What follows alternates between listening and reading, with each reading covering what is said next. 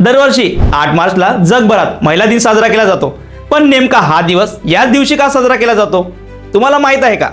या दिवसामागे एक मोठा इतिहास आहे। 1908 साली न्यूयॉर्कमध्ये महिला कामगारांनी कमी वेतन, जास्त कामाचे तास आणि मतदानाच्या हक्कासाठी मोठं आंदोलन केलं होतं। महिलांना समान हक्क मिळावेत यासाठी त्यांनी आवाज उठवला होता। यानंतर 1910 मध्ये समाजवादी नेत्या क्लारा झेटकिन यांनी आंतरराष्ट्रीय महिला दिन म्हणून साजरा करण्याचा प्रस्ताव मांडला होता आणि पुढे 1975 मध्ये संयुक्त राष्ट्रसंघाने याला अधिकृत मान्यता दिली। तेव्हापासून 8 मार्च हा दिवस जगभरात महिला दिन म्हणून साजरा केला जातो। महिला दिन म्हणजे फक्त सेलिब्रेशन नाही, तर महिलांच्या हक्काची, समानतेची आणि सक्षमीकरणाची आठवण करून देणारा दिवस आहे। समान वेतन, सुरक्षित कामाचं वातावरण, शिक्षणाची संधी आणि निर्णय प्रक्रियेत महिलांचा सहभाग या महत्त्वाच्या मुद्द्यावर जनजागृती करण्यासाठी हा दिवस साजरा केला जातो। दरवर्षी महिला दिनाची एक वेगळीच थीम असते। 2026 साठी ही थीम आहे गिव्ह टू गेन।